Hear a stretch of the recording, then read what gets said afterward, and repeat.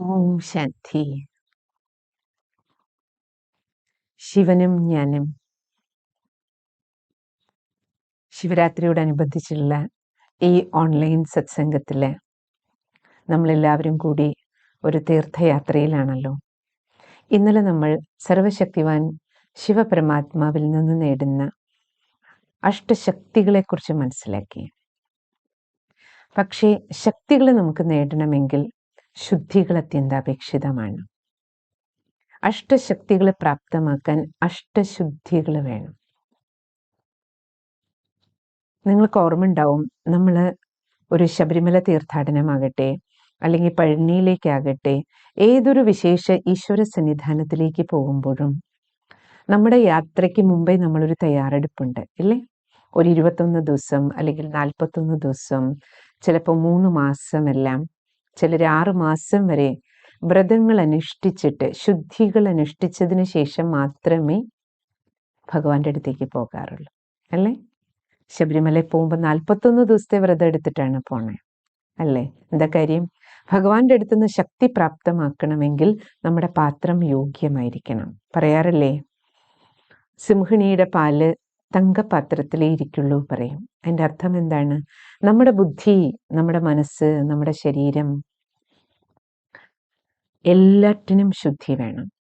കാരണം ആത്മാവാകുന്ന ഈ ചൈതന്യം ഈ ശരീരമാകുന്ന ക്ഷേത്രത്തിലല്ലേ ഈ മൂർത്തി ഇരിക്കണേ. അപ്പൊ ഈ മൂർത്തിയും ഈ ക്ഷേത്രവും ശുദ്ധമായിരുന്നെങ്കിൽ മാത്രമേ നമുക്ക് ആ പരമമായ മൂർത്തിയിൽ നിന്ന്, സർവശക്തിവാൻ പ്രഭുവിൽ നിന്ന് പ്രസാദം സ്വീകരിക്കാൻ കഴിയുകയുള്ളൂ. അതിനാൽ ഇന്ന് നമുക്ക് സർവേശ്വരനിൽ നിന്ന് ശക്തി പ്രാപ്തമാക്കാനുള്ള ആ അഷ്ടശുദ്ധികൾ ഏതാണെന്ന് മനസ്സിലാക്കാം. ഒന്നാമത്തത് മനസ്സിന്റെ ശുദ്ധിയാണ്. രണ്ടാമത്തത് വാക്ശുദ്ധി. മൂന്നാമത്തേത് കർമ്മശുദ്ധി. നാലാമത്തേത് അന്നശുദ്ധി. അഞ്ചാമത്തേത് ധനശുദ്ധി. ആറാമത്തേത് സംഘശുദ്ധി. ഏഴാമത്തേത് ശരീരശുദ്ധി. എട്ടാമത്തേത് പരിസരശുദ്ധി. ഈ അഷ്ടശുദ്ധികളാണ് നമുക്ക് നമ്മുടെ മനസ്സിനെ ഈശ്വരിലേക്ക് കൂടുതൽ കൂടുതൽ അടുപ്പിക്കുന്നത്. ഭഗവാന്റെ സാമീപ്യവും സാന്നിധ്യവും സായുജ്യവും നമുക്ക് നൽകുന്നത് ശുദ്ധികളാണ്. കാരണം ഭഗവാൻ പറയുന്നത് എപ്പോഴും, എവിടെ ശുദ്ധിയുണ്ടോ അവിടെ സുഖവും ശാന്തിയും ഉണ്ടാകും. സുഖവും ശാന്തിയും മാത്രമല്ല, മനസ്സ് ഈശ്വരിലേക്ക് ഏകാഗ്രമാകുകയും ശക്തി അനുഭവിക്കാനും കഴിയും. അതുകൊണ്ട് ഏറ്റവും പ്രധാനപ്പെട്ടത്, ശുദ്ധികളിൽ തന്നെ ഏറ്റവും സൂക്ഷ്മവും പ്രധാനപ്പെട്ടതുമാണ് മനസ്സിന്റെ ശുദ്ധി. അപ്പൊ മനസ്സിന്റെ ശുദ്ധിയിൽ നമുക്ക് മനസ്സിലാക്കേണ്ടത് നമ്മുടെ സങ്കല്പങ്ങളെ ശുദ്ധീകരിക്കുക എന്നുള്ളതാണ് അല്ലേ? അപ്പോൾ മനസ്സിലുള്ളത് വിചാരമല്ലേ? നമ്മുടെ വിചാരങ്ങള്, നമ്മുടെ ഭാവം, നമ്മുടെ ഭാവനകള്, നമ്മുടെ ഫീലിങ്സുകള്, ഇവയെല്ലാം ശുദ്ധമാക്കി വെക്കുക. അതുപോലെ നമ്മുടെ വിശ്വാസങ്ങള്. കാരണം നമ്മുടെ വിശ്വാസ പ്രമാണങ്ങൾ എങ്ങനെയുള്ളതാണോ അതിനനുസരിച്ചാണ് നമ്മുടെ ഉള്ളിലെ ശുദ്ധിയും അശുദ്ധിയും. അപ്പൊ അതുകൊണ്ട് ഏറ്റവും പ്രധാനപ്പെട്ട കാര്യം മനസ്സിന്റെ ശുദ്ധീകരണത്തില്, നമ്മുടെ സങ്കല്പങ്ങൾ ശുദ്ധമായിരിക്കാൻ നമ്മുടെ ഈ ഭക്ഷണം, വിചാരമാകുന്ന ഭക്ഷണം നമ്മൾ കഴിക്കുന്നത് 3 മാർഗത്തിലൂടെയാണ്. ഒന്ന്, നമ്മൾ നമ്മുടെ കണ്ണിലൂടെ നമ്മൾ കാണുന്നത്, പിന്നെ നമ്മൾ കാതിലൂടെ എന്തെല്ലാം കേൾക്കുന്നു, പിന്നെ നമ്മൾ എന്തെല്ലാം പഠിക്കുന്നു. എന്തൊക്കെ കാണുന്നു, എന്തൊക്കെ കേൾക്കുന്നു, എന്തൊക്കെ വായിക്കുന്നു, ഇത് 3ഉം മനസ്സിനുള്ള ഭക്ഷണമാണ് അല്ലേ? അപ്പോൾ ഈ 3 ഭക്ഷണവും നമ്മൾ നല്ലത് കഴിച്ചാലേ നമുക്ക് നല്ല ആരോഗ്യം ഉണ്ടാകുള്ളൂ മനസ്സിന്. ശരീരത്തിന്റെ കാര്യത്തിൽ നമ്മൾ അങ്ങനെയല്ലേ, ആരോഗ്യമുള്ള ഭക്ഷണം സെലക്ട് ചെയ്തല്ലേ കഴിക്കണേ? ശ്രദ്ധിക്കുമല്ലോ നമ്മൾ നമ്മുടെ ഭക്ഷണത്തില്. അതേപോലെ മനസ്സിന് കൊടുക്കുന്ന ഭക്ഷണത്തില് ഈ 3 കാര്യം നമ്മൾ ശ്രദ്ധിച്ചാൽ തന്നെ നമ്മുടെ ഭോജനം, നല്ല ഭക്ഷണം കഴിക്കുമ്പോൾ കാണുന്നതും കേൾക്കുന്നതും വായിക്കുന്നതും നല്ലതാണെങ്കിൽ നമ്മുടെ ഉള്ളിൽ നിന്ന് നല്ല വിചാരങ്ങൾ വരും. ബ്രഹ്മകുമാരീസ് ഈശ്വരീയ വിശ്വവിദ്യാലയത്തില് ഇത് ഭഗവാൻ ആരംഭിച്ചിരിക്കുന്ന ഈ മഹായജ്ഞത്തിൽ ഇതൊരു ജ്ഞാനയജ്ഞമാണ്. ഇവിടെ നിത്യേന 1 മണിക്കൂർ സത്സംഗമുണ്ട്. കാരണം ഇത് നമ്മുടെ മനസ്സിനുള്ള ഭോജനമാണ്. എത്രത്തോളം ഈ ഭോജനം നിത്യ സത്സംഗത്തിലേക്ക് നമ്മൾ വരുന്നുവോ, ഈശ്വരീയ ജ്ഞാനം നമ്മൾ ശ്രവിക്കുന്നുവോ, അതിനനുസരിച്ച് നമ്മുടെ മനസ്സിന്റെ ക്ലീനിങ് നടക്കും. കാരണം ഇപ്പൊ ഇത്രയും ദിവസം തന്നെ ഇപ്പൊ 8-9 ദിവസം കൊണ്ട് നിങ്ങൾ എല്ലാവരും ഈ ഓൺലൈൻ സത്സംഗത്തിലൂടെ യാത്ര ചെയ്യുകയാണല്ലോ. അപ്പൊ ഈ കഴിഞ്ഞ ഒരാഴ്ച കൊണ്ട് തന്നെ നിങ്ങൾ ഫീൽ ചെയ്യുന്നുണ്ടാവും എത്രത്തോളം നമ്മുടെ വിചാരധാരയിൽ ശുദ്ധീകരണം നടന്നിട്ടുണ്ട്, നമ്മുടെ കാഴ്ചപ്പാട് എത്ര മാറി ഇല്ലേ. അപ്പൊ ഏറ്റവും പ്രധാനം നമ്മുടെ ദൃഷ്ടികോൺ മാറുക എന്നുള്ളതാണ്. അപ്പൊ മനസ്സിന്റെ ശുദ്ധിയിൽ ഏറ്റവും വിശേഷപ്പെട്ട കാര്യം ഇതാണ്. ജ്ഞാനം നമ്മുടെ ഉള്ളിലേക്ക് പോകുമ്പോൾ അജ്ഞാന അന്ധകാരത്തിൽ നിന്ന് നമ്മൾ പുറത്തു വരികയാണ് അല്ലേ. അപ്പോൾ ഏറ്റവും പ്രധാനം നമ്മുടെ മനസ്സിന്റെ ശുദ്ധിയിൽ, അപ്പോൾ സങ്കല്പങ്ങൾ ശുദ്ധാകാൻ തുടങ്ങുമ്പോൾ നമ്മുടെ ഭാവനയാണ് മാറുക. ഇത്രയും കാലം നമ്മളെല്ലാവരും ഏത് ഭാവത്തിലാണ് ജീവിച്ചിരുന്നത്? ശരീരമാണെന്ന ഭാവം, ശരീരബോധം. അതിൽ നിന്ന് നമുക്ക് ശരീരബോധത്തിൽ നിന്നാണ് ആൺ പെൺ ഭാവം വന്നിരുന്നത്. ഇപ്പൊ നമുക്ക് മനസ്സിലായി നമ്മൾ ഈ നശിക്കുന്ന ദേഹമല്ല, നമ്മളൊരു ആത്മസ്വരൂപമാണ്. അപ്പൊ ആത്മഭാവം വന്നതോടുകൂടി നമ്മുടെ ഭാവനകളിലും മാറ്റം വരും. കാരണം ആത്മബോധത്തിൽ നിന്ന് ഭാവം എന്ത് വന്നു? എല്ലാവരും എൻ്റെയാണ്, എല്ലാവരും എൻ്റെ ആത്മബന്ധുക്കളാണ്, എല്ലാവരും പരമാത്മാവിൻ്റെ മക്കളാണ് അല്ലേ. അപ്പൊ നമ്മുടെ ഭാവന മാറാൻ തുടങ്ങാണ് എല്ലാവരെയും പ്രതി. എന്ത് ഭാവന വരും? ശുദ്ധവും ശുഭവും ശ്രേഷ്ഠവുമായ മംഗളകാരി ഭാവന സർവരെ പ്രതി നമുക്ക് വരും. Good wishes and good feelings, ശുഭഭാവനകളും ശുഭപ്രതീക്ഷകളും സർവരെ പ്രതിയും വരും. അപ്പൊ ആദ്യത്തെ ശുഭഭാവന നമുക്ക് വരേണ്ടത് നമ്മളെ പ്രതിയാണ്. കാരണം ഒരു ദിവസത്തിൽ നമ്മൾ ഏറ്റവും കൂടുതൽ ചിന്തിക്കുന്നത് നമ്മളെ കുറിച്ചായിരിക്കും അല്ലേ. നമ്മുടെ ഭൂതകാലഘട്ടത്തെക്കുറിച്ച്, നമ്മുടെ ഭാവിയെക്കുറിച്ച്, നമ്മുടെ ശരീരത്തെക്കുറിച്ച്, ആരോഗ്യത്തെക്കുറിച്ച്, ഇതെല്ലാം നമുക്ക് ചിന്തകളാണ് അല്ലേ. അപ്പോൾ നമുക്ക് നമ്മളെ പ്രതിയാണ് ആദ്യം ശുദ്ധ സങ്കല്പങ്ങൾ വരേണ്ടത്. ഇതിൽ ഞാനാര്? ആത്മാവ്, ഇതെൻ്റെ ശരീരമാണ്. ഈ വ്യത്യാസം നമുക്ക് മനസ്സിലായി കഴിയുമ്പോൾ തന്നെ നമുക്ക് നമ്മുടെ സങ്കല്പങ്ങളിൽ ശുദ്ധി ഉണ്ടാക്കും. അതുകൊണ്ട് നിത്യ സത്സംഗിയാകും തോറും നമ്മുടെ ഉള്ളിലെ ക്ലീനിങ് സ്വാഭാവികമായിട്ട് നടക്കും. അതുകൊണ്ട് ആദ്യം നമുക്ക് എന്ത് സങ്കല്പം എടുക്കണം? മനസ്സിന്റെ ശുദ്ധീകരണത്തിൽ എനിക്ക് എന്നെക്കുറിച്ച് ശുഭവിചാരങ്ങൾ കൊണ്ടുവരണം. അതാണ് എനിക്ക് എന്നോട് കാണിക്കാവുന്ന ഏറ്റവും വലിയ കരുണ. അതെൻ്റെ ആരോഗ്യത്തെക്കുറിച്ചാകട്ടെ, എൻ്റെ സ്വഭാവത്തെക്കുറിച്ചാകട്ടെ, ശീലങ്ങളെക്കുറിച്ചാകട്ടെ, നമുക്ക് എന്തൊരു നല്ല കാര്യം ചെയ്യണമെങ്കിലും ആദ്യം സങ്കല്പമാണ് ബീജം. സങ്കല്പമാകുന്ന ബീജത്തിൽ നിന്നാണ് നമ്മുടെ ജീവിതമാകുന്ന വൃക്ഷം ഉണ്ടാകുന്നത്. അതുകൊണ്ട് ഏറ്റവും പ്രധാനപ്പെട്ട കാര്യം നമുക്ക് നമ്മളെ പ്രതി ശുദ്ധ വിചാരങ്ങൾ, പോസിറ്റീവായിട്ടുള്ള വിചാരങ്ങൾ എത്ര കൊണ്ടുവരുന്നോ അത്രത്തോളം നമ്മുടെ ഹെൽത്തും വെൽത്തും ഹാപ്പിനെസ്സും നമുക്കുണ്ടാവും. കാരണം പ്യൂരിറ്റി മാതാവാണ്. പവിത്രതയാകുന്ന മാതാവ് എവിടെയുണ്ടോ അവിടെ സുഖശാന്തി എന്ന് പറയുന്ന 2 മക്കളുണ്ടാവും. അപ്പൊ മനസ്സിൽ എത്ര ശുദ്ധിയുണ്ടോ വിചാരശുദ്ധിക്കനുസരിച്ച് സുഖശാന്തി നമ്മുടെ ഉള്ളിലെ ഫീലിങ്സുകൾ ശുദ്ധമാകാൻ തുടങ്ങും. അതുകൊണ്ട് ഇന്ന് മുതൽ നമുക്ക് സങ്കല്പം എടുക്കാം. ആദ്യം നമ്മൾ നമ്മളെക്കുറിച്ച് ശുഭം ചിന്തിക്കുക. രണ്ടാമത്തത് നമുക്ക് സർവരെ പ്രതിയുള്ള ശുഭവിചാരം. നമ്മുടെ കൂടെയുള്ള നമ്മുടെ ബന്ധുക്കളാകട്ടെ, മിത്രങ്ങളാകട്ടെ, ആരിൽ എന്ത് കുറവുണ്ടെങ്കിലും, 90 കുഴപ്പങ്ങളുള്ള ഒരാളാണെങ്കിലും 10 നല്ലതുണ്ടല്ലോ.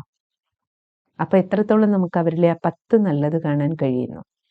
ഇന്നു മുതൽ നമുക്കൊരു പുതിയ കണ്ണട ധരിക്കാം. നമ്മുടെ കാഴ്ചപ്പാട്, ഒരു ഗുണഗ്രാഹി ദൃഷ്ടി നമുക്ക് വരുമ്പോൾ തന്നെ ഹസ്ബൻഡ് വൈഫിൻ്റെ നല്ലത് കാണാം, വൈഫ് ഹസ്ബൻഡിൻ്റെ നല്ലത് കാണാം. അങ്ങനെ നമ്മൾ എല്ലാവരും അങ്ങോട്ടും ഇങ്ങോട്ടും പ്ലസ് കാണാൻ തുടങ്ങിയാൽ തന്നെ എന്താവും? നമ്മുടെ ഉള്ളിൽ വിചാരങ്ങൾ ശുദ്ധാകാം. എല്ലാവരെയും പ്രതിയുള്ള നമ്മുടെ ഭാവനകൾ മാറും. അപ്പോൾ ഇനി 90 കുഴപ്പങ്ങളുള്ള ആളാണെങ്കിലും അവരിലെ 10 നല്ലതുണ്ടെങ്കിൽ ആ നല്ലതിനെക്കുറിച്ച് നമ്മൾ ചിന്തിക്കാൻ തുടങ്ങുമ്പോൾ എന്താവും? അവരെ പ്രതിയുള്ള നമ്മുടെ കാഴ്ചപ്പാട് നല്ലത് വരും. ആ നല്ലത് നമ്മൾ കാണാനും പറയാനും ചിന്തിക്കാനും തുടങ്ങുമ്പോൾ അവരുടെ 90 പതുക്കെ 89 ആവും, പിന്നെ 88 ആവും. അങ്ങനെ പതുക്കെ അവരുടെ കുറവുകൾ മാറാനും തുടങ്ങും. അപ്പം നമ്മുടെ ഉള്ളിൽ നമ്മൾ അവരെ എപ്പോഴൊക്കെ ഓർമ്മിക്കുന്നു, അവരെക്കുറിച്ച് ചിന്തിക്കുമ്പോൾ, അത് നമ്മുടെ സ്വന്തം മക്കളാകട്ടെ, മരുമക്കളാകട്ടെ, ഓഫീസിൽ കൂടെ വർക്ക് ചെയ്യുന്നവരാകട്ടെ, കാരണം ഓർമ്മ വരുമ്പോൾ വിചാരങ്ങളാണല്ലോ വരുന്നത് നമ്മുടെ ഉള്ളിൽ. അപ്പം എത്രത്തോളം നമ്മൾ അവരുടെ പ്ലസ് കാണുന്നു അത്രത്തോളം നമുക്ക് അവരെക്കുറിച്ച് ശുഭം ചിന്തിക്കും. കാരണം ചിന്തിക്കുന്നത് നമ്മുടെ മനസ്സല്ലേ, നമ്മുടെ ഉള്ളിലല്ലേ. കുറവ് അവരുടെയാണ്, പക്ഷെ ചിന്തിക്കുന്നത് ഞാനാണ്. അപ്പോൾ ഒരാളെ ചെളിവാരി എനിക്കറിയണമെങ്കിൽ ആദ്യം എൻ്റെ കയ്യിലല്ലേ ചെളി പറ്റേണ്ടത്. അപ്പോൾ ഒരാളുടെ കുറവ്, അവരുടെ ദുർബലത, അവർ ചെയ്ത തെറ്റ്, അതിനെക്കുറിച്ച് ഞാൻ ചിന്തിക്കുമ്പോൾ അഴുക്കാകുന്നത് ആദ്യം എൻ്റെ മനസ്സാണ്.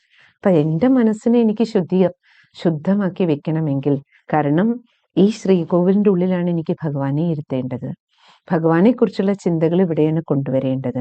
അപ്പം ഇവിടെ അഴുക്കുണ്ടെങ്കിൽ, ഹൃദയ ശ്രീകോവിലിൻ്റെ ഉള്ളിൽ അഴുക്കുണ്ടെങ്കിൽ, പിന്നെ നമുക്ക് എങ്ങനെ ഭഗവാന്റെ ഓർമ്മ വരും? പറയാറില്ലേ, ഈശ്വരൻ ഇരിക്കുന്നത് നമ്മുടെ ഹൃദയത്തിലാണ്. കാരണം ഈ ഹൃദയം കൊണ്ടാണ് നമ്മൾ ഭഗവാനെ ഓർമ്മിക്കണേ. അപ്പം നമ്മുടെ മനസ്സ്, നമ്മുടെ ഹൃദയം ശുദ്ധമാണെങ്കിൽ മാത്രമേ, എവിടെ ശുദ്ധിയുണ്ടോ അവിടെയും ഈശ്വരൻ്റെ സാന്നിധ്യവും ഉണ്ടാകുള്ളൂ. അതുകൊണ്ട് ഭഗവാന്റെ ഓർമ്മ, ധ്യാനം, മെഡിറ്റേഷനിലൂടെ നമുക്ക് ശക്തികളെ പ്രാപ്തമാക്കണമെങ്കിൽ, ഭഗവാനുമായി കണക്റ്റ് ആകണമെങ്കിലേ ശുദ്ധിയാണ് ഏറ്റവും പ്രധാനം, മനസ്സിൻ്റെ ശുദ്ധി. രണ്ടാമത്തതാണ് വാക്കുകളുടെ ശുദ്ധി. നിങ്ങൾക്ക് എല്ലാവർക്കും അറിയാം, നമ്മൾ ഇന്ന് ആശയവിനിമയത്തിന് നമ്മൾ മനുഷ്യർ ഉപയോഗിക്കുന്നത് നമ്മുടെ വാക്കുകളാണ് അല്ലേ. സംസാര ഭാഷ, സംസാരത്തിൽ പല ഘടകങ്ങളുണ്ട്. ഒന്ന് നമ്മൾ ഉപയോഗിക്കുന്ന വാക്കുകൾ, മറ്റൊന്ന് നമ്മൾ ഉപയോഗിക്കുന്ന ടോൺ, നമ്മുടെ ശൈലികൾ, സംസാരിക്കുന്ന സമയത്ത് നമ്മുടെ മുഖഭാവം, നമ്മുടെ എക്സ്പ്രഷൻസ് അല്ലേ. അപ്പോൾ ഇതെല്ലാം ചേരുന്നതാണ് സംസാരം എന്ന് പറയുന്നത്. ഇപ്പോൾ നമ്മൾ ഈ ഭൂമിയിൽ എത്ര കോടിക്കണക്കിന് മനുഷ്യർ, അതിലെത്ര പേരുമായിട്ടാണ് നമ്മൾ ഈ സംസാരത്തിൽ വരുന്നത്? കൂടുതൽ സംസാരം നമ്മുടെ വീട്ടിലുള്ളവരുമായിട്ടും, നമ്മൾ ജോലിസ്ഥലം, അയൽക്കാർ, ഡെയിലി ഇടപഴകുന്നവർ. ഒന്നുണ്ട് ഇപ്പം നമുക്ക് ഡയറക്റ്റ് സംസാരം, മറ്റൊന്ന് ഫോണിൽ കൂടെയുള്ള സംസാരം. അപ്പം നമ്മുടെ ആശയവിനിമയങ്ങളെല്ലാം നടക്കുന്നത് സംഭാഷണങ്ങളിലൂടെയാണ് അല്ലേ. അപ്പോൾ എല്ലാ നല്ലതും എല്ലാ കെട്ടതും മോശവും സംഭവിച്ചുകൊണ്ടിരിക്കുന്നതും സംസാരത്തിലൂടെ തന്നെയാണ് അല്ലേ. എല്ലാ ബന്ധങ്ങളും കേടുവരുന്നത് എങ്ങനെയാണ്? മിക്കവാറും സംസാരദോഷം കൊണ്ടാണ്. ഇപ്പം നമ്മൾ മഹാഭാരതം നോക്കൂ, അല്ലെങ്കിൽ രാമായണം നോക്കൂ. മഹാഭാരത യുദ്ധം വരുത്തി വയ്ക്കുന്നതും രാമരാവണ യുദ്ധമാകട്ടെ, എല്ലാം നമ്മൾ നോക്കിക്കഴിഞ്ഞാൽ വാക്കുകളുടെ ദുരുപയോഗം കൊണ്ടുണ്ടായതാണ് അല്ലേ. നമ്മൾ കേട്ടിട്ടുണ്ടല്ലോ, ദ്രൗപദിയുടെ ഉള്ളിൽ അഹങ്കാരം വന്നു. ആ അഹങ്കാരത്തോടു കൂടിയ വാക്കുകൾ, കുരുടൻ്റെ മക്കളൊക്കെ കുരുടന്മാര്, ഇപ്രകാരമുള്ള വാക്കുകൾ, താഴ്ന്ന തരത്തിലുള്ള വാക്കുകൾ, പരിഹസിക്കുന്ന വാക്കുകൾ, എത്രത്തോളം നമ്മൾ അഹംഭാവത്തിലും അഹങ്കാരത്തിലും വന്ന് ഉപയോഗിക്കുന്ന വാക്കുകൾ മറ്റുള്ളവരുടെ മനസ്സിന് വേദനയോ വിഷമമോ ദുഃഖമോ പകയോ ഉണ്ടാക്കുന്നതാണെങ്കിൽ, അതിലൂടെ തന്നെയാണ് സർവ്വ കലഹങ്ങളും ക്ഷണിച്ചു വരുത്തുന്നത്. അതുകൊണ്ട് ഈ വർഷത്തെ ശിവരാത്രി ആഘോഷത്തിൽ നമുക്കൊരു നല്ല തീരുമാനം എടുക്കാം. നമ്മുടെ വാക്കുകളുടെ ക്വാളിറ്റി എന്തായിരിക്കണം? ഈശ്വരൻ പറയണേ, വാക്കുകളെക്കുറിച്ച് നമ്മുടെ സംസാരം മധുരമായിരിക്കണം, മൃദുവായിരിക്കണം, കുറച്ച് സംസാരിക്കുക. മധുരമായി, മൃദുവായി, കുറച്ച് സംസാരിക്കുക. ഇതിലൂടെ തന്നെ നമുക്ക് ധാരാളം പ്രശ്നങ്ങൾ സോൾവ് ചെയ്യാൻ പറ്റും. ചെയ്തു നോക്കൂ. ഇന്നു മുതൽ നിങ്ങൾ ഒരു 21 ദിവസം ഇതൊരു വ്രതം പോലെ, വ്രതമാണല്ലോ വാക്കുകളുടെ ശുദ്ധികളെ അല്ലേ നമ്മൾ വ്രതം എന്ന് പറയണേ. അപ്പം നമ്മുടെ ജീവിതത്തിൻ്റെ വ്രതത്തിലൂടെ പോകുമ്പോൾ നമ്മുടെ ജീവിതം ഋതമുള്ളതായി മാറുകയാണ്, താളാത്മകമാക്കുകയാണ്. അപ്പം വ്രതം അഥവാ ശുദ്ധി പറഞ്ഞ താളമാണ്. അപ്പം വ്രതം തെറ്റിക്കുക അർത്ഥം എന്താണ്? താളം തെറ്റാണ് ജീവിതത്തിൻ്റെ താളം തെറ്റുമ്പോഴാണ് നമ്മുടെ ജീവിതത്തിൻ്റെ പാളം തെറ്റണത്. അവിടെയാണ് എല്ലാ പ്രശ്നങ്ങളും വന്നു ചേരുന്നത്. അതുകൊണ്ട് ഇന്നു മുതൽ നമുക്കെല്ലാവർക്കും ഒരു നല്ല സങ്കല്പം എടുക്കാം. വാക്കുകൾ എത്രത്തോളം മധുരമായി സംസാരിക്കുക അർത്ഥം മറ്റുള്ളവരെ സോപ്പിടുക, കാണിച്ചു കൂട്ടുക എന്നുള്ളതല്ല. പറ്റിക്കാൻ വേണ്ടി ഉപയോഗിക്കുന്ന വാക്ക് അതല്ല. മധുരമായി സംസാരിക്കുക അർത്ഥം മറ്റുള്ളവരുടെ മനസ്സിന് സന്തോഷവും സുഖവും ഊർജവും നൽകുന്ന വാക്കുകൾ, സമാധാനം നൽകുന്ന വാക്കുകൾ, സാന്ത്വനം നൽകുന്ന വാക്കുകൾ, ഒരു സപ്പോർട്ട് നൽകുന്ന തരത്തിലുള്ള വാക്കുകൾ, വിവേകം നൽകുന്ന വാക്കുകൾ, നല്ല ജീവിതത്തിൽ നല്ല തീരുമാനങ്ങൾ എടുക്കാൻ സഹായിക്കുന്ന തരത്തിലുള്ള വാക്കുകൾ. അങ്ങനെ സുഖവും ശാന്തിയും സന്തോഷവും ഊർജം നൽകുന്ന നല്ല വാക്കുകൾ നമ്മൾ ഉപയോഗിക്കുക. അത് വീട്ടിൽ നിന്ന് ആരംഭിക്കുക. പുറത്തുള്ളവരോട് നമ്മൾ വളരെ ആലോചിച്ച് സംസാരിക്കും, ജോലി സ്ഥലത്തും. കാരണം ഇല്ലെങ്കിൽ ജോലി പോയാലോ. കാരണം പലപ്പോഴും നമ്മുടെ നിയന്ത്രണം വിടുന്നത് നമ്മുടെ സ്വന്തം ബന്ധങ്ങളുടെ അടുത്താണ്. കാരണം നമ്മൾ എന്ത് വിചാരിക്കും, ഇവരെൻ്റെ അല്ലേ, എന്തും പറയാമല്ലോ, എങ്ങനെയും പെരുമാറാമല്ലോ, അല്ലേ? അതിലാണ് നമുക്ക് പലപ്പോഴും താളപ്പിഴ ഉണ്ടാകുന്നത്. അവിടെ നിന്നാണ് ജീവിതത്തിൽ പാളം തെറ്റണത്. ബന്ധങ്ങളൊക്കെ വഷളാവുന്നതിൻ്റെ പ്രധാന കാരണം അതാണ്. അതുകൊണ്ട് ഇന്നു മുതൽ നമുക്ക് ഈ ഒരു ലക്ഷ്യം വയ്ക്കാം. വാക്കുകളിൽ മധുരമായ വാക്കുകളുടെ എണ്ണം എത്രത്തോളം കുറയ്ക്കാൻ കഴിയും അത്രത്തോളം കുറയ്ക്കാം. പിന്നെ ഒച്ച എത്ര കുറയ്ക്കാൻ പറ്റുമോ, രണ്ടാൾ തമ്മിൽ നമ്മൾ സംസാരിക്കുക. അപ്പം രണ്ടാൾ അതും അടുത്ത് നിൽക്കുകയാണ് വ്യക്തി, അപ്പം നമുക്ക് എത്ര ഒച്ചയിൽ സംസാരിക്കണം? കാരണം നമ്മുടെ ഒച്ച കൂടുന്തോറും നമ്മൾ പൊല്യൂഷനാണ് ഉണ്ടാക്കണത്, ശബ്ദ മലിനീകരണം നടത്താണ്. വാക്കുകളുടെ എണ്ണം കൂടുന്നതും ഒച്ച കൂടുന്നതും ഈ അന്തരീക്ഷത്തെ മലിനീകരിക്കുകയാണ് നമ്മൾ. മറ്റ് മലിനീകരണം, വണ്ടികളുടെ ശബ്ദവും പുകയെക്കുറിച്ചൊക്കെ നമ്മൾ വളരെ ബോധവാന്മാരാണ്. പക്ഷെ നമ്മൾ ഓരോരുത്തരും ഉണ്ടാക്കണ ഒച്ച, ബഹളം, അതിലൂടെ എത്ര മലിനീകരണം നടന്നുകൊണ്ടിരിക്കുന്നുണ്ട്, എത്ര മനസ്സുകൾ മലിനീകരിക്കുന്നുണ്ട്, എത്ര അന്തരീക്ഷം മലിനീകരിക്കുന്നുണ്ട്, എത്രത്തോളം നമ്മുടെ ശരീരം മലിനമാകുന്നു, അല്ലേ? കാരണം നമ്മുടെ ഒച്ചയിട്ടുള്ള ബഹളം കൂട്ടിയുള്ള സംസാരങ്ങളാണ് വളരെയധികം അസുഖങ്ങൾ വരുത്തുന്നത്. കാരണം എത്രത്തോളം നമ്മൾ ബേജാറാകുന്നു, പരിഭ്രാന്തരാകണോ, ദേഷ്യപ്പെടണോ, അത്രയധികം നമ്മുടെ ശരീരത്തെയും ബാധിക്കുകയല്ലേ. ഇനി നമ്മുടെ വാക്കുകൾ മറ്റുള്ളവരോട് നമ്മൾ സംസാരിക്കുമ്പോൾ അവരുടെയും ശരീരത്തിനെയും മനസ്സിനെയും കേടുവരുത്തല്ലേ. അതുകൊണ്ട് വാക്കുകളിൽ നിയന്ത്രണം വന്നാൽ തന്നെ നമ്മൾ ഹെൽത്തി, വെൽത്തി, ഹാപ്പി ആയിട്ട് മാറും. അതുകൊണ്ട് വാക്കുകളിൽ നമുക്കിതൊരു നിയമം വയ്ക്കാം നമ്മുടെ ജീവിതത്തിൽ. ആരോടാണെങ്കിലും അത് വീട്ടിൽ നിന്ന് നമ്മൾ ഇന്നു മുതൽ തുടങ്ങാം. പറയാറുണ്ടല്ലോ, ചാരിറ്റി ബിഗിൻസ് അറ്റ് ഹോം എന്ന് പറയാം. പരിവർത്തനം എപ്പോഴും വീട്ടിൽ നിന്നാണ് ആരംഭിക്കേണ്ടത്. അതുകൊണ്ട് സംസാരത്തിലുള്ള നമ്മുടെ ഈ ശുദ്ധിയും വ്രതവും വീട്ടുകാരിൽ നിന്ന് നമുക്ക് തുടങ്ങാം, അല്ലേ? വാക്കുകൾ, ഏറ്റവും നല്ല വാക്കുകൾ ഈ ഡിക്ഷണറിയിൽ നിന്ന് എടുക്കുക. ഇതിലെല്ലാം ഉണ്ട്. കാരണം അനേക ജന്മങ്ങളിലൂടെ കടന്നു വന്നപ്പോൾ നമ്മൾ ഇതിൽ നല്ലതും കെട്ടതും എല്ലാം നിറച്ചു വെച്ചിട്ടുണ്ട്. പക്ഷെ സംസാരിക്കുമ്പോൾ എനിക്ക് എത്രത്തോളം റോയൽറ്റിയുള്ള വാക്കുകൾ, കുലീനതയുള്ള വാക്കുകൾ, ആദരവ് നൽകുന്ന വാക്കുകൾ, സ്നേഹം നൽകുന്ന വാക്കുകൾ സെലക്ട് ചെയ്യാമോ, അതാണ് നമ്മുടെ ബുദ്ധി, കഴിവ്. അല്ലെങ്കിൽ മിടുക്കി എന്ന് പറയുന്നത്, അതിലാണ് നമ്മൾ മിടുക്കരാകേണ്ടത്. ഏറ്റവും നല്ല വാക്കുകൾ ചൂസ് ചെയ്ത് സംസാരിക്കാൻ നമുക്ക് കഴിയുക. പറയാറുണ്ട് ഗീതയിൽ, അതുകൊണ്ട് സംസാരം എന്ന് പറയുന്നതും ഒരു തപസ്സാണ്. ഏറ്റവും നല്ല വാക്കുകളെ ചൂസ് ചെയ്യാൻ ഒരു വ്യക്തിക്ക് കഴിയുക, അതൊരു തപമാണ്. ഇന്നു മുതൽ നമുക്ക് ഈ തപസ് ആരംഭിക്കാം. ഒരു 21 ദിവസം ചെയ്തു നോക്കൂ. മധുരമായ വാക്കുകൾ, അതേപോലെ കുറച്ച് സംസാരിക്കുക, അതേപോലെ പതുക്കെ സംസാരിക്കുക. പിന്നെ വാക്കുകളിൽ നിരഹങ്കാരിയായിരിക്കുക, വിനയമുള്ളവരായിരിക്കുക. അഹങ്കാരവും അതേപോലെ വിനയവും രണ്ടും സംസാരം കേട്ടറിയാം. നമ്മൾ പറയില്ലേ, കണ്ടില്ലേ സംസാരം, എന്താ അഹങ്കാരം, അല്ലേ? അപ്പം നമ്മുടെ അഹങ്കാരവും വിനയവും രണ്ടും നമ്മുടെ വാക്കുകൾ വിളിച്ചു പറയും, ഇല്ലേ? അതേപോലെ നമ്മുടെ വാക്കുകൾ നിർമ്മലമായിരിക്കണം, മാലിന്യം ഉണ്ടാകരുത്. അസത്യം, അശുദ്ധി, കറ, ഒളിപ്പിച്ചു വെക്കുക, ഒളിച്ചു വെക്കുക, കള്ളം പറയുക, ഇങ്ങനെയുള്ള മാലിന്യം, കറയുണ്ടാവരുത്. കാരണം നമ്മൾ ഒരു കള്ളം പറയാൻ, ഒളിപ്പിക്കാൻ, ഒരു മാലിന്യം നമ്മൾ കലർത്തിക്കഴിഞ്ഞാൽ അനേകം നമുക്ക് മറയ്ക്കാൻ വേണ്ടി, കാരണം ഒരു കള്ളം പറഞ്ഞതിനെ നിലനിർത്താൻ വേണ്ടി തന്നെ അനേക കള്ളം പറയേണ്ടി വരും, അല്ലേ? അപ്പം അതുകൊണ്ടാണ് പറയുന്നത്, ഭഗവാൻ സത്യം ശിവം സുന്ദരല്ലേ. അതുകൊണ്ട് ഞാനും ശിവനും എന്ന ഈ ഓൺലൈനിലെ സത്സംഗ പ്രോഗ്രാമിൽ നമുക്കെല്ലാവർക്കും ഭഗവാനോടൊപ്പം അന്തിമ ശ്വാസം വരെ നമ്മുടെ എല്ലാ ദിവസവും നമുക്ക് ഞാനും ശിവനും സർവശക്തിവാനോടൊപ്പമാണ് നമ്മൾ ജീവിക്കേണ്ടത്. ഭഗവാന്റെ മക്കളാണ് നമ്മൾ. അതുകൊണ്ട് ഭഗവാൻ സത്യം ശിവം സുന്ദരമായിരിക്കുന്നത് പോലെ നമ്മുടെ വാക്കുകളിലും സത്യതയും ശുദ്ധിയും ഉണ്ടെങ്കിൽ തന്നെ സുഖവും ശാന്തിയും ഐശ്വര്യവും നമ്മുടെ ജീവിതത്തിലേക്ക് തിരിച്ചു വരും. മൂന്നാമത്തെ ശുദ്ധിയാണ് കർമ്മശുദ്ധി. എന്ത് കർമ്മം നമ്മൾ കർമ്മേന്ദ്രിയങ്ങളിലൂടെ ചെയ്യും. കാരണം ഈ ശരീരത്തിൽ ഇത്രയും കർമ്മേന്ദ്രിയങ്ങൾ നമുക്ക് തന്നിരിക്കുന്നത് ഈ ഭൂമിയാകുന്ന കർമ്മക്ഷേത്രത്തിൽ നമുക്ക് കാര്യവ്യവഹാരങ്ങൾ ചെയ്യാനാണ്. അല്ലേ? അതിൽ കർമ്മവുമുണ്ട്, വ്യവഹാരങ്ങളുണ്ട്, പെരുമാറ്റവുമുണ്ട്. അപ്പം നമ്മൾ ഈ ശരീരത്തിലെ എല്ലാം പഞ്ചേന്ദ്രിയങ്ങൾ ഉൾപ്പെടെ ശരീരത്തിലെ മറ്റ് കർമ്മേന്ദ്രിയങ്ങളിലൂടെയും പഞ്ചേന്ദ്രിയങ്ങളിലൂടെയും കർമ്മേന്ദ്രിയങ്ങളിലൂടെയും നമ്മൾ എന്തെല്ലാം കർമ്മങ്ങളുടെ വിത്തുകൾ വിതയ്ക്കുന്നു, അത് കർമ്മക്ഷേത്രമാകുന്ന വിളനിലത്തിൽ നമ്മൾ വിതയ്ക്കുന്ന ബീജമാണ്. വിത്ത് എങ്ങനെയുള്ളത് വിതയ്ക്കുന്നു അതുപോലെ ഇരിക്കുമല്ലോ ഫലം കൊയ്തെടുക്കുമ്പോൾ. അപ്പം നമുക്ക് സുഖവും ശാന്തിയും സന്തോഷവും ഐശ്വര്യവും ആരോഗ്യവും, ഇതാണല്ലോ നമുക്കെല്ലാം കർമ്മഫലം വേണ്ടത്. നല്ല അച്ഛൻ, നല്ല അമ്മ, എല്ലാം നല്ലത് നല്ലത്.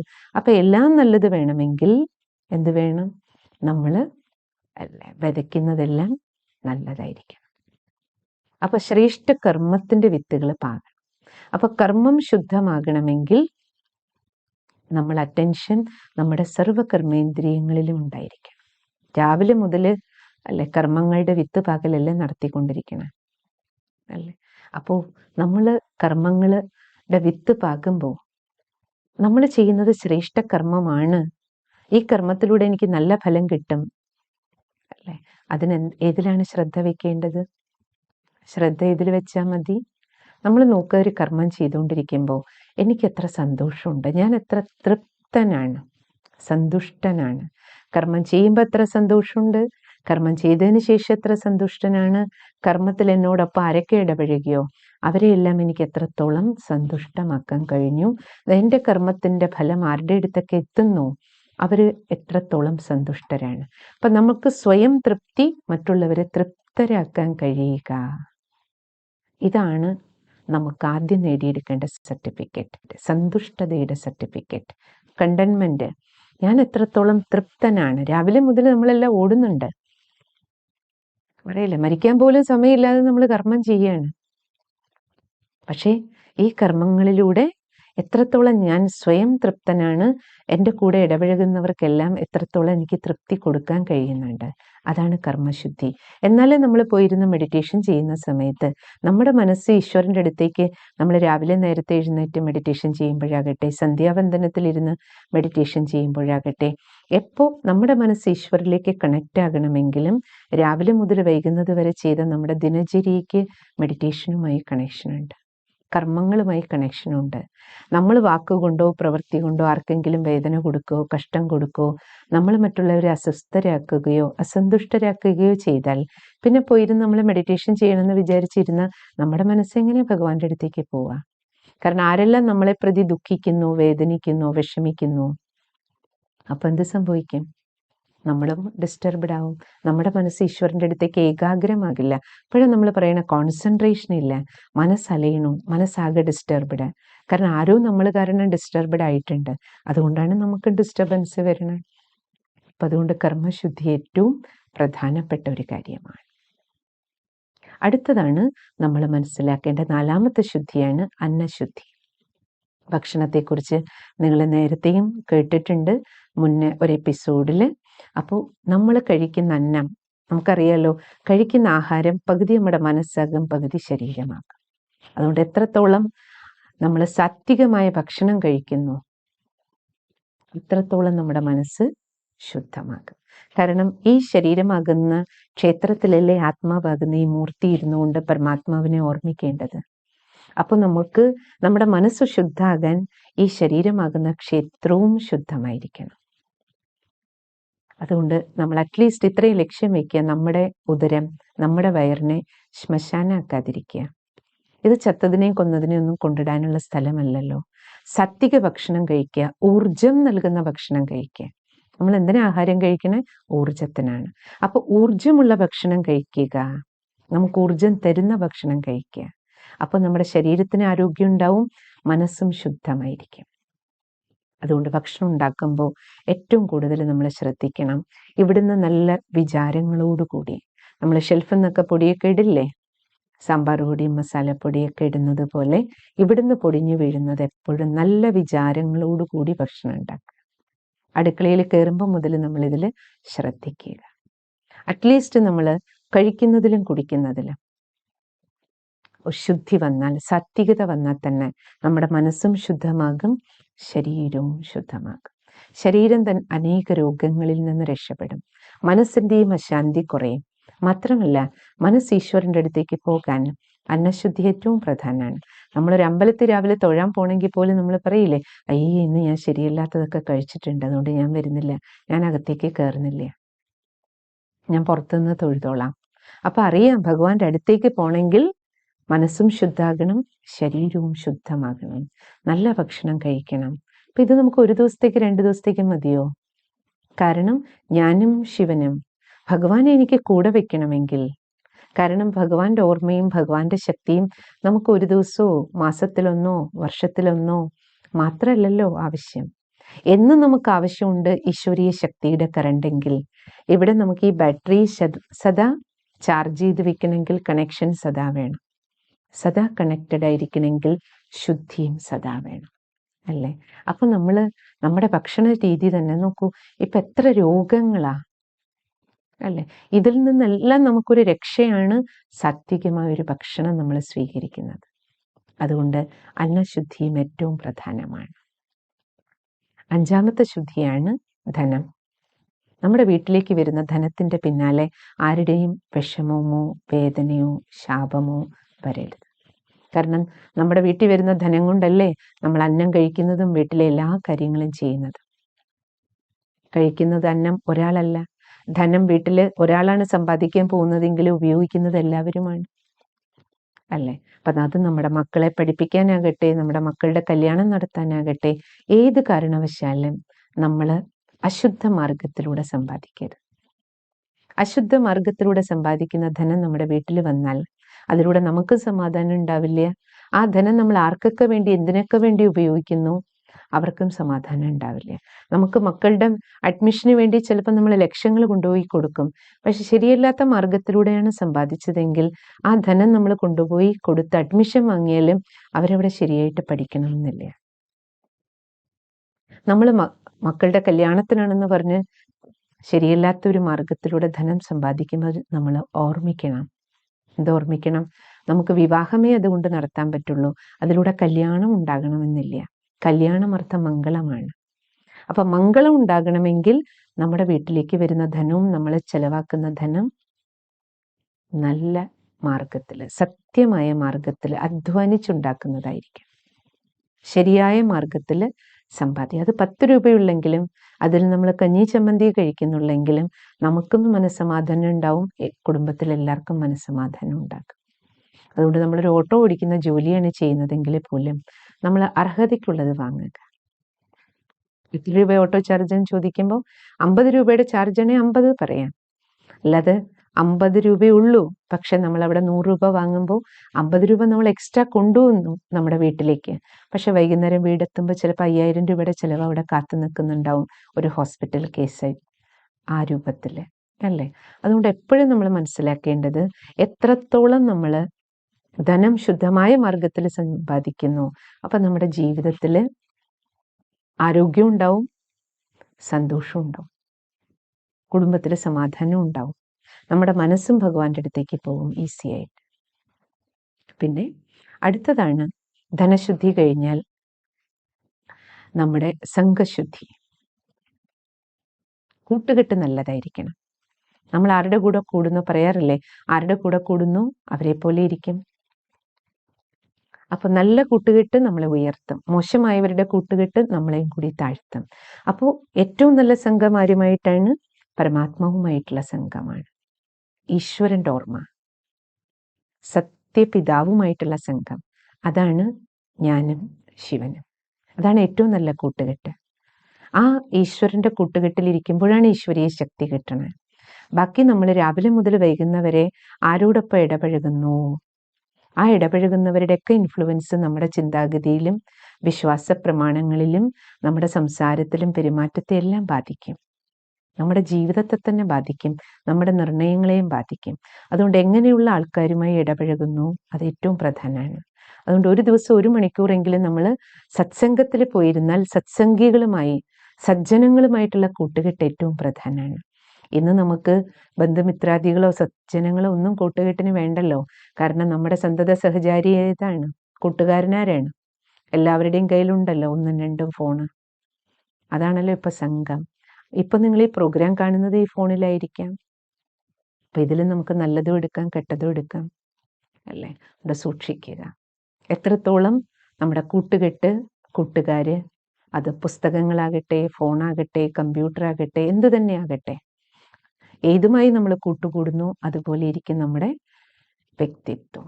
അതുകൊണ്ട് ശുദ്ധിയുള്ള ഒരു വ്യക്തിത്വം സർവശക്തിവാനുമായിട്ടുള്ള കൂട്ടുകെട്ടിൽ ഏറ്റവും പ്രധാനമാണ്. ലാസ്റ്റ്, പരിസരശുദ്ധി. നമ്മുടെ വീടും പരിസരവും ശുദ്ധമാക്കി വെച്ചാൽ നമ്മൾ ഉപയോഗിക്കുന്ന ഓരോ വസ്തുക്കളും നീറ്റായിരിക്കണം, ക്ലീൻ ആയിരിക്കണം.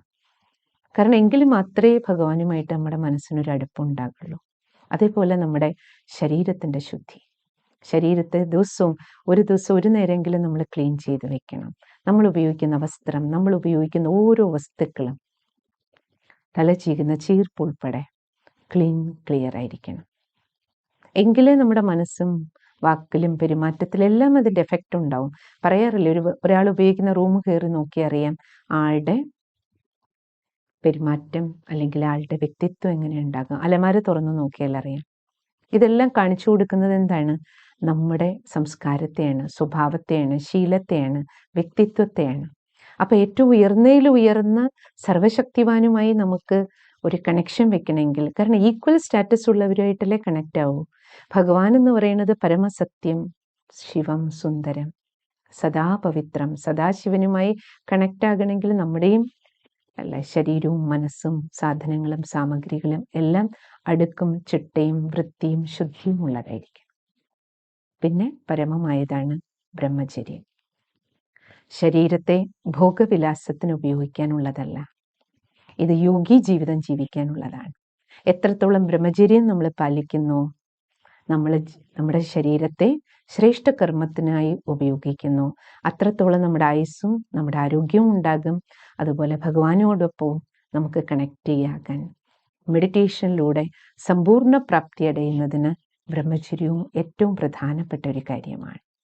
ഇപ്രകാരം അഷ്ടശുദ്ധികളിലൂടെയുള്ള ഒരു യോഗി ജീവിതം നമുക്ക് ജീവിച്ച് സർവശക്തിവാനിൽ നിന്ന് അഷ്ടശക്തികൾ പ്രാപ്തമാക്കാം. അല്പസമയം മെഡിറ്റേഷൻ ചെയ്യാം, നിവർന്നിരിക്കാം.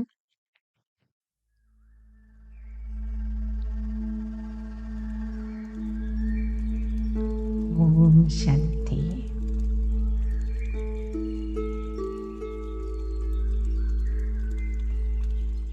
ഞാനും ശിവനും സർവശക്തിവാനോടൊപ്പം ബുദ്ധിയോഗം വെച്ച് അഷ്ടശക്തികൾ പ്രാപ്തമാക്കാനായി അഷ്ടശുദ്ധികൾ അത്യന്താപേക്ഷിതമാണെന്ന് ഇന്നെനിക്ക് മനസ്സിലായി. ശുദ്ധിയുള്ളിടത്തെ ഭഗവാനുണ്ടാകും, ശുദ്ധിയുള്ളിടത്തെ ശക്തിയുണ്ടാകും, ശുദ്ധിയുള്ളിടത്തെ സുഖവും ശാന്തിയും ഉണ്ടാകും.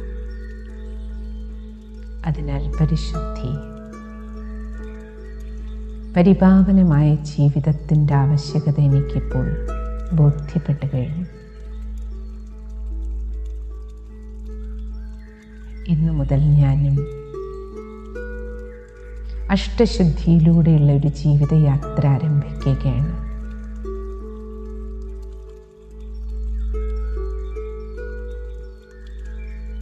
മനസ്സിൻ്റെ ശുദ്ധി, സങ്കല്പശുദ്ധിയാണ് ഏറ്റവും പ്രധാനം. ഞാൻ എന്നെക്കുറിച്ചും സർവരെ പ്രതിയും പ്രകൃതിയെ പ്രതി പോലും ശുഭമേ ചിന്തിക്കൂ.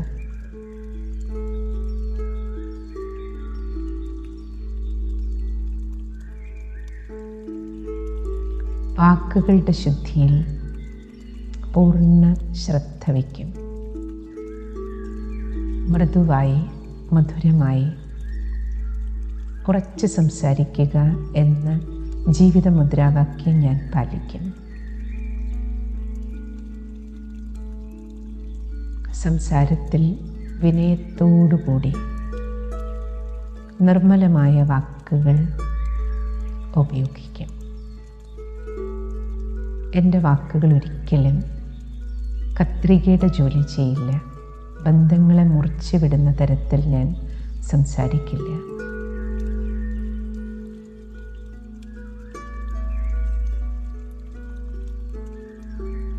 തകർന്നുപോയ ഹൃദയങ്ങളെ കൂട്ടിച്ചേർക്കാനുള്ള വാക്കുകളെ ഞാൻ ഉപയോഗിക്കും.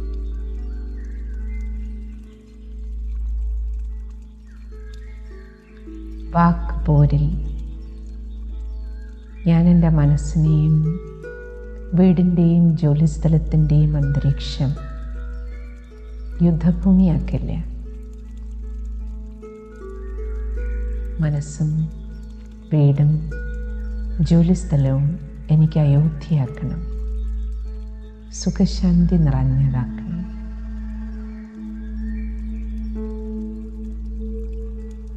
കർമ്മങ്ങളിലും ഞാൻ ഫുൾ ഡേ രാവിലെ മുതൽ വൈകുന്നത് വരെ ചെയ്യുന്ന ഓരോ കാര്യത്തിലും ഓരോ കർമ്മത്തിലും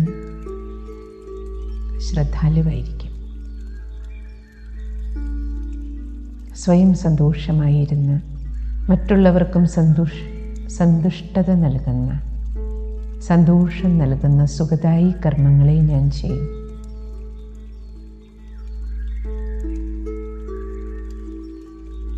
സുഖം കൊടുക്കുക, സുഖമെടുക്കുക.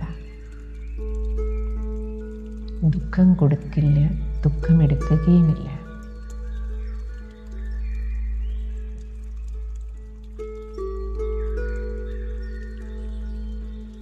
അന്നം ശരീരമാകുന്ന ക്ഷേത്രത്തിലേക്ക് സമർപ്പിക്കുന്ന നിവേദ്യമാണ്.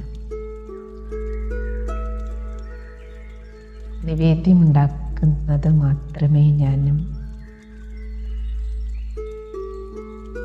വീട്ടിൽ പാചകം ചെയ്യൂ, കഴിക്കൂ, മറ്റുള്ളവർക്ക് കൊടുക്കുകയും ചെയ്യുകയുള്ളൂ.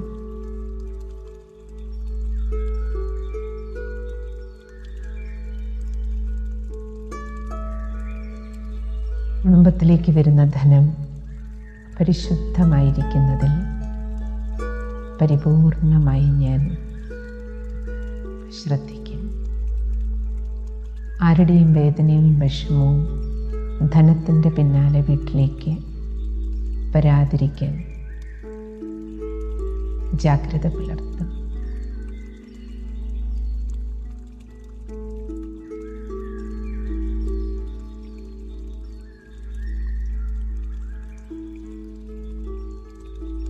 കൂട്ടുകെട്ട് ശുദ്ധമാക്കി വയ്ക്കാൻ ശ്രദ്ധിക്കും. സത്യപിതാവുമായും സജ്ജനങ്ങളുമായുമുള്ള കൂട്ടുകെട്ട് എൻ്റെ ജീവിതത്തെയും ഉയർത്തും. നിത്യസത്സംഗിയായിരിക്കാനും ഞാൻ സമയം കണ്ടെത്തും.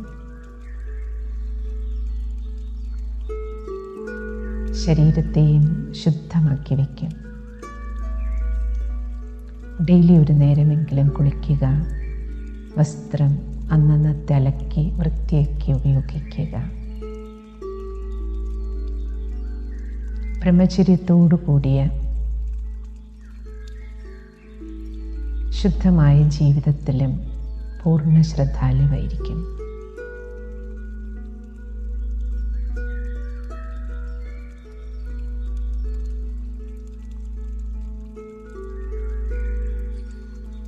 വീടും പരിസരവും വൃത്തിയാക്കി ശുദ്ധമാക്കി ഈശ്വര സാന്നിധ്യം, ശിവഭഗവാന്റെ സാന്നിധ്യമുള്ള ശിവാലയമാക്കി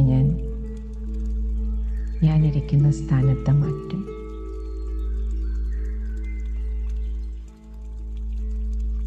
ശിവഭഗവാനാണ് ഈ വീടിൻ്റെ ഐശ്വര്യം.